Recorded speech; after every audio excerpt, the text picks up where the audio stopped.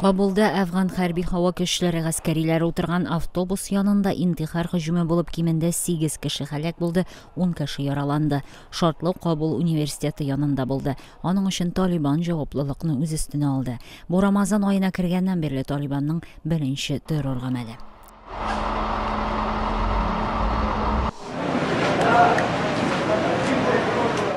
Пешаварда билгесез кешеләр Пакистан журналистының өенә шартлаткыч аткан. Экспресс хәбәрләр телевидение каналының бүлек башлыгы Җәмшид Багван үзе исән-сау, әмма аның йорты һәм машинасына зыян килгән. Азатлык хәбәрчесенә ул өйдән чыгып китәргә әзер торганда 2 кешенең мотоциклларда килеп тәрәзәгә шартлаткыч атулары турында сөйләде. Быел журналистка инде 2 һөҗүм булган.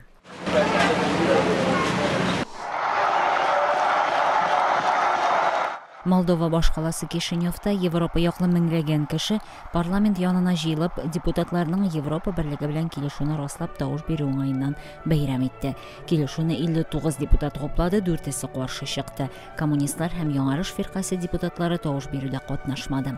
Молдова рәсмиләре берлек әгъзасы булыр өчен тырышлыкларын дәвам итәчәкләрен белдерде. Казакстандагы Русия илчелегенә президент Владимир Путин исеменә протест хаты тапшырылды. Активистлар Русияне Казакстанның Байконур галәм үзәгеннән протон ракеталарын очыруны туктатуны таләп итә.